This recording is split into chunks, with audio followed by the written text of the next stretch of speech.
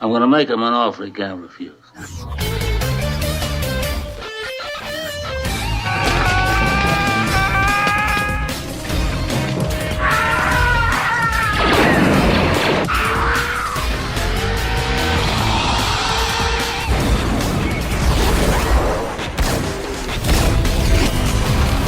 more you talk, the harder I want to hit you. I'm happy because of being here today. Fuck you.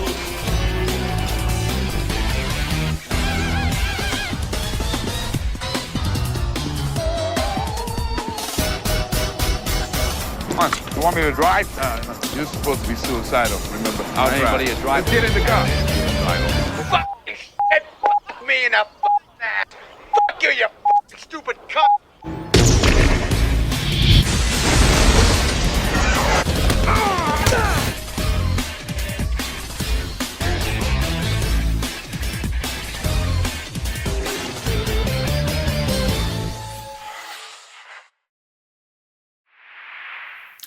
Ha! Hey everyone, it's Don Corleone here, and I am here with a brand new epic movie review. And this epic movie review is going to be for an action film I think some of you have been wanting me to review for a while. And we're finally doing it now.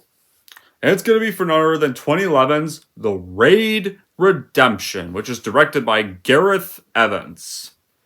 So what is the plot of The Raid Redemption? So, in Jakarta, Indonesia, this lieutenant named Wahyu organized the invasion of an apartment building that is the safe house of the powerful and cruel drug lord Tama and his gang. The SWAT team breaks into the building, but one lookout sees and warns the gangsters and the police forces trapped on the 7th floor. They learn that Lieutenant Wahyu has not informed his superiors about the operation, so now the police officers have to fight with limited ammunition against the armed and dangerous gangsters. So as for my reaction, well, what can I say about this movie? The Raid Redemption is definitely the example of the perfect modern action film. This is easily one of the greatest action movies ever made. This film is wild, it's crazy, it's epic, it's brutal, it's violent. Like, I'm excited to talk about this movie finally. So what is the plot of what is the plot? How was The Raid Redemption made? So, this was going to be released as Serbian Mat, which translates into The Deadly Raid, and director Gareth Evans came across the idea for the film where he moved to Indonesia to film a documentary of the company's martial art Pencastilat, as suggested by his wife of Indonesian-Japanese descent. It was in that country he met Iko Uwais, a Silat practitioner who was then working as a delivery man for a phone company based in Jakarta. Evans then nudged his wife to cast Uwais for Marantu, and then pretty much for The Raid. So, filming for the movie took about 4 months. That included finalization of the script, translation of the original English language script into Indonesian, and the work on the choreography for the fighting sequences, and were designed by Iko Uwais and Yahan Ryan. Then, after The Raid was officially completed, it would have its world premiere at the Toronto National Film Festival. And of course, would pretty much be released to the public in 2011. And after it was shot and completed. The Raid Redemption received positive reviews from critics who praised the cinematography, soundtrack, and action sequences. And the subtitle Redemption was added in the United States as Distributors Only Pictures Classic could not secure the rights to the original title, and allowed Evans to plan out future titles of the series. The American version of the film got released on DVD and Blu-ray on August 14, 2012, and it has a film score from Mike Shinoda and Joseph Trapanese. It would get a sequel called The Raid 2, released in 2014. Both films showcase traditional Indonesian martial art of Pencastilat and fight choreography led by Uwais and Ruyan. And a third film was going to consider, but it got canceled, and we are getting an American remake in development. Yeah, no. No. Just no. It's perfectly fine in Indonesian, the way it is. We don't need... Unless this still hasn't greenlit, but even if it does, we don't need an American version of this. Just why? It's better left foreign. It's much cooler in foreign. And I'll stick with it in foreign. When it's actually cool. But it's crazy, though, how apparently Indonesia could make a better action film than a majority of a lot of stuff today. It's crazy. How this is better than a majority of Hollywood stuff today. Alright, so here are the epic good quality story of the Raid Redemption. So, pretty much here, like a big plot, well, there's not really a huge plot to speak of. That's the thing. Whenever you watch something like a sports match, like a football game or soccer game or MMA fight or a basketball game, do we try to watch a basketball game for its plot? No. Right, this movie, The Raid Redemption, is become to watch a great epic show. Excellent executions, brutal takedown, anything that can rush our adrenaline to the max. So, the plot here is not really the big factor of the movie. We pretty much are entering the building the whole movie takes place in, along with the good guys. Like every time we either scream or yell or jump every time. Like, because some bad guys in this movie are so nasty. Like we're also scared and worried for the characters, angry when the luck runs out and some of them don't make it out. The viewers' hearts are pounding because we know exactly, or think that we're entering deadly situations. We hold our breath in very tense moments, and the film has quite a lot of that. You even feel their pain, and in the end, when you're done watching the movie, you feel you've attended a good, exciting, satisfying game.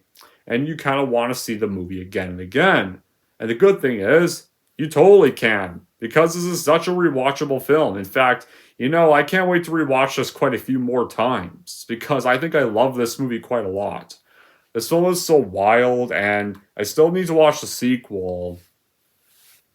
The combination of cinematography, the choreography, and the shot angles, and the original score, the effects, the editing are very perfect. In fact, heck, you feel like you're part of the SWAT team, and you feel like you're really there when you're watching this movie. Like, if you think the trailer's cool, it's a tip on the ocean's surface from this iceberg. And it's a super, super cool film itself. Like, you're watching this film for the simple, straightforward, and immerse feast and well-made action. It's so good you just really don't want this movie to end whenever you watch it. So, how do we start off the film? So, we start off with our rookie NBC officer named Rama, who is now assigned to this 20-man squad led by Sergeant Jaka and Lieutenant Wayu for a raid in an apartment block with the intent of arresting a crime lord named Tama Riyadi. And so, Tama and his lieutenants, Andy and Mad Dog, they go to the block and they allow criminals and acts to rent rooms under his production. The team arrives undetected and they're able to sweep the first floor and subdue multiple tenants. And they meet this law-abiding tenant, Gafar, delivering medicine to his sick wife, and going to the 6th floor, they get spotted by 2 young lookouts. Right there, one of them raises the alarm, and the other going to get shot. This is how our first act kicks off. You meet our main character. You know that this apartment building is run by this criminal that our squad are off to go arrest or bring down to justice. And of course, as soon as they enter the building, the chaos never stops. As soon as they enter the building, it never lights up. It never lets up. It never slows down. This is like the full film nonstop. They're either pursuing a few criminals, pretty much getting taken down. Quite a number of SWAT get taken down by quite a few of them. The film gets it's crazy, balls to the walls and gory. It's pure nonstop action, what the movie is about. If you're a fan of stuff like martial arts and action, this is pretty much all of those, and this would please any martial arts fan. The camera angles are well shot to keep you involved in the movie, and a lot of times, you feel you're right by all the characters whenever immersed in the film because of all these camera angles. The music is perfect, and it syncs well with each scene of the movie. As can be expected, things start out well as a team slowly, but surely takes over the building floor by floor, and then all hell breaks loose once they reach the 6th floor. By then. Because the 6th floor is clearly the unlucky floor. The Raid Redemption, it's one of the most astonishing martial arts action thrillers out there. Got all the sequences of hard-hitting, bone-crunching, bone-breaking, blood-splattering action. Right there, most martial arts movies.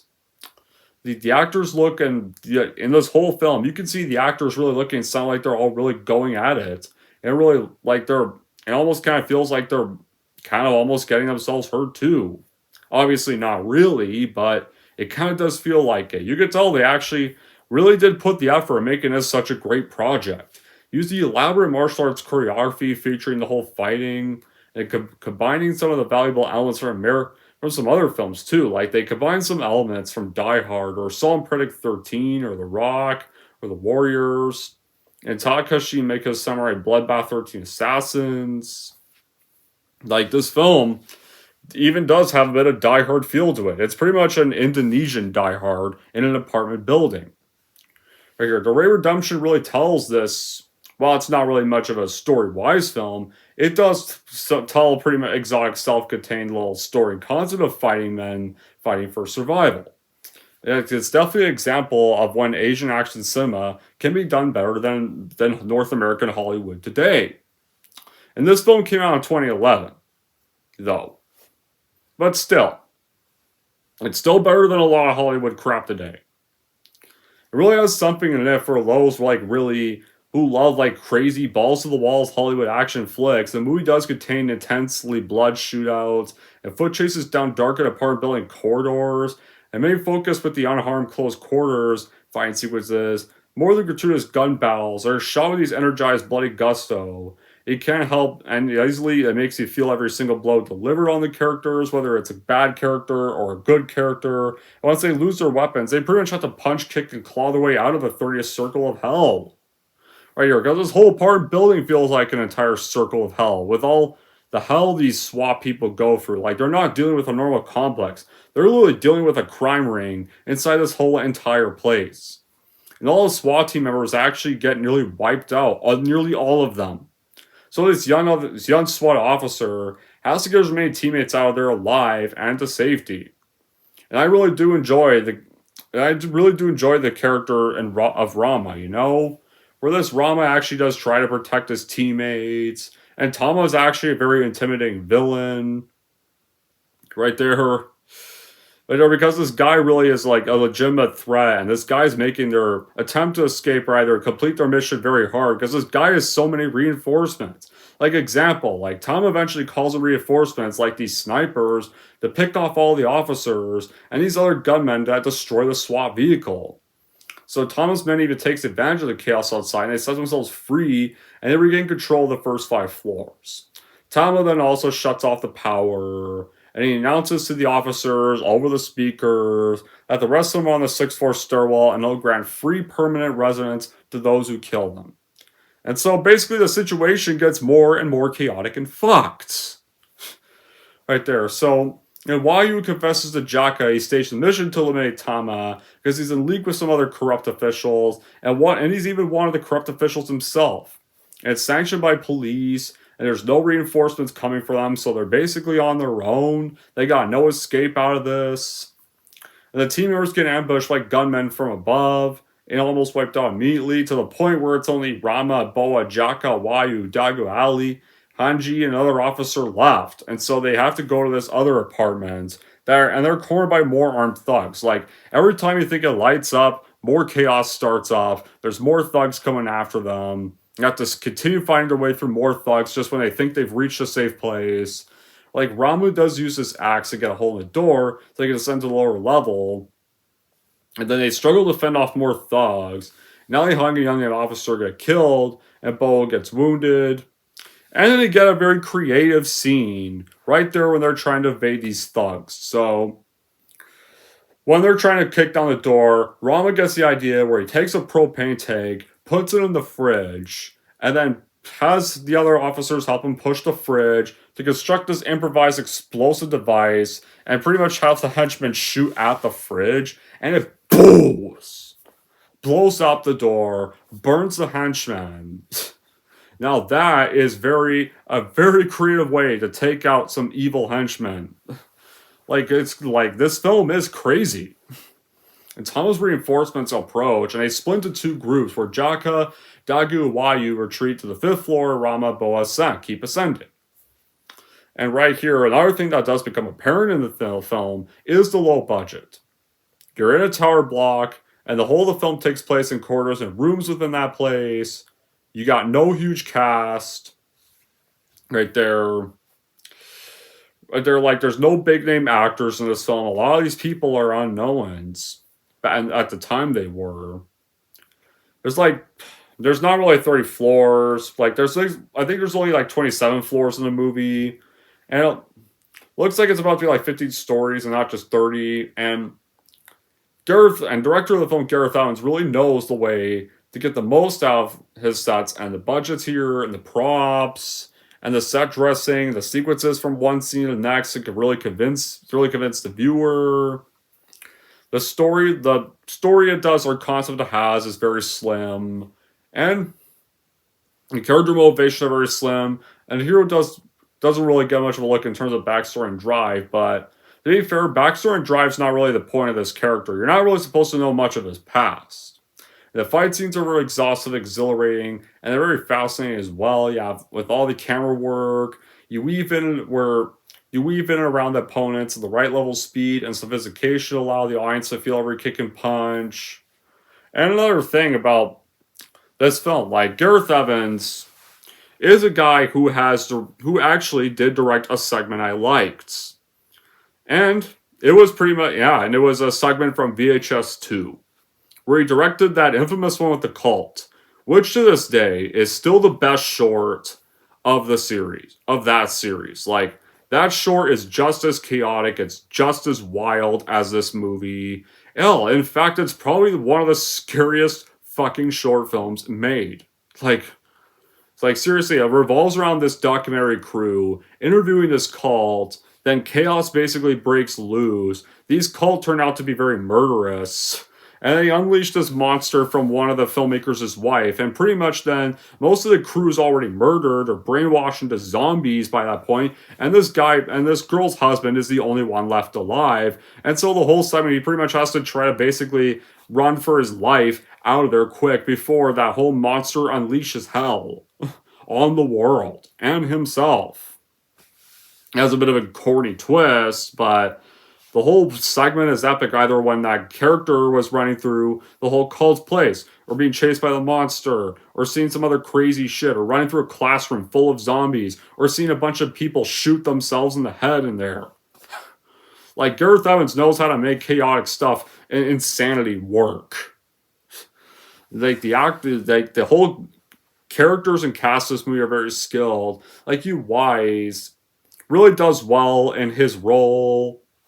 And easily, and Jan Ryan, the villainous henchman, does well in being the intimidating villain henchman, Mad Dog, and Ryan is this whole beast and easily top fighter that's like so unbeatable as the film progresses. You have so much violent death, explosive shootouts, methods of destruction, and more great CGI set pieces, an extended fight scene as well. And after fighting some other assassins, Rama Bao then locate Gulfar's apartment, and reluctantly then has to hide them inside. And so, more gangs then show up with machetes, and they search the whole apartment, and they're unable to find them. And then Rama goes and sees Bo's wounded, and he tends to those wounds, and then has to go search for Jaka's group, and he encounters a machete gang, and he has this long fight with them, and he defeats them, pretty much tackles one of them, chucks them through a window into a fire escape below, and then on floor 6, then Andy's found by Rama, is murdered. Two of Thomas' men have been murdered. Now he's revealed to be Rama's estranged brother, and then actually signed for the mission to actually search for Andy and all the urging of their father. Rama refuses to leave the building, and Andy doesn't want to abandon his criminal life. So Rama parts ways with Bird to search for other surviving colleagues. Then Mad Dog shows up, finds Jaka and his group on the 4th floor, and he runs up and Jaka instructs Dago to protect him. And so Jaka and Mad Dog have a hand-to-hand combat fight, and Mad Dog gains the upper hand, and Jaka is killed by snapping his neck. He and then goes back to Andy. It reports back to Tama. And Tama, though, found out about the treachery from Andy, and he attacks and kills Andy.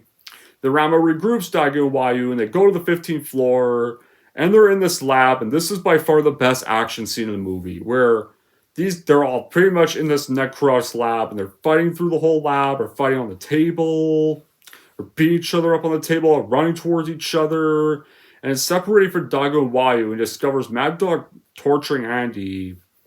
And so Rama is let free by Mad Dog and then fights them, and Rama and Andy kill Mad Dog. Like, in each carefully choreographed action milestone in this movie, you discover the delivered fight sequences that are kind of rare to see in a normal movie production, keeping things fresh for the jaded action. And whether you're bound to a moment in each sequence, you serve as points right there. It provides you with more rational to make you want to watch the movie immediately again. Like, this is such a rewatch. Like I said before, this movie is so rewatchable because of how fun and crazy it is. Like, the pacing is great. Like, it even does feel like you're playing a video game. There's so much constant stuff and suspense. Like, you just don't stop to take a breath. Mike Shinoda's music score makes it even more epic. More parts are exciting. You get your adrenaline pumping. The suspenseful sequences, it's very suspenseful to feel very reminiscent of the music. Especially the kind of music you would see in something like from John Carpenter. You know? It really does feel like the kind of music you'd see in a movie from John Carpenter, you know? Because you have all the great suspense here, that does feel very John Carpenter-like suspense at the same time. And you feel this sense of isolation and dread whenever you go to the next hallway, because you know there's more thugs around the whole entire apartment building, because time will make it impossible for any of these guys to escape. Right there, like, just when they think they're finally safe, they go to the next floor, more foes are waiting for them, and they keep dying one by one. And you have a group of scumbags walking down just ready to kill you. Any of the doors of scumbag pops out for an attack, and this all takes place in one entire apartment building, so there's no places or space to run or hide. And during this whole last hour, like, it's impossible to take your eyes off of the screen. Like, you have the different and creepy parts of the apartment complex. Each fight feels fresh and fun. And every chase feels like the run chase of your life. And all this stuff leads to an amazing final fight with 2-on-1. So, now that I say that, we now officially get on with the finale of the movie. So, Wayu and Dagu are left, are the only two left, and they find Tama Wayu, and they confront Tama, they confront Tama, and Dagu is killed by Wayu, and then Tama's taken hostage, but he, like, tells Wayu that he knew they were going to raid the building, and so he set up his superior Raza, and regardless if he escapes or not, he's going to die, so Wayu is now panicked and desperate, and he kills Tama, and he tries to kill himself, but he sees he's out of bullets. Right there. And so Andy uses influence to allow Rama to leave with Boa and Wayu, and then hands over blackmail recordings made with other officials to contact Bunawar. And then Rama asks Andy to go back home, but Andy refuses and wants to protect Rama in the underworld. But Rama can't do the same for him on the outside, so Rama, Boa, and Wayu leave. Then Andy turns around and walks back to the apartment block, and with a smile on his face. And that's pretty much where the end credits of the movie roll. Yeah, that's how the raid redemption ends. Where Tama, Mad Dog, and most of the goons are all dead. Lieutenant Wayu's been arrested finally. And Rama's pretty much has saved both Boa and Andy, but Jaka and the rest of the squad are all dead, and only two of them are left. And he wants to stay behind and restart the crime syndicate under his command. So, even though some managed to get out of the apartment building alive, the crime syndicate in that place will never end. Is what this ending is pretty much saying, because Andy is now staying. And he's going to restart the whole thing, and he's going to take charge. So, there's no end to any of this. The cycle continues. Alright, so now do I have any bad quests with the raid redemption? Well, some may think that there's not really much of a story, and some may find there's not much backstory for the characters. But, me personally, guys, do I have a single bad quality? Fuck no. I do not have any bad qualities with this movie. Because I, for one, love the hell out of this movie so much that I can't really think of any. And sorry this review may seem a little short, but this whole film is just so epic and just so great. It's kind of really hard to make this like 30 minutes long. Right there. Because this film goes by so fast. So other than that, this movie rocks. And I definitely recommend it to film buffs and action movie fans out there. Like, if you're a fan of martial arts and you're a fan of action movies in general, this is definitely one I definitely recommend you watch. Because it's really crazy, it's wild, it's over the top, it's so entertaining, it's so epic. It's definitely worth your time. So in the end, The Ray Redemption, it's totally worth the watch and buy for your collection for sure, no doubt, because of all the over-the-topness and the greatness it has. Anyways, that's it for my review of The Ray Redemption. If you're wanting to rate The Ray Redemption, here's how I'm going to rate this movie. So overall, if you're a fan of martial arts movies and a fan of action movies in general, and want to see the concept of a foreign diehard set in an entire apartment building complex get over the top and crazy balls to the walls blast, that would totally watch and buy The Ray Redemption for your collection for sure, no doubt. If we're going to rate The Ray Redemption, I'm going to give The Ray Redemption a full-blown 10 out of 10.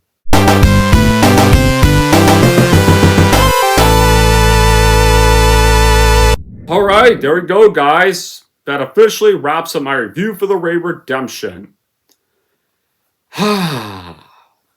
Such a great time to finally get to do this one.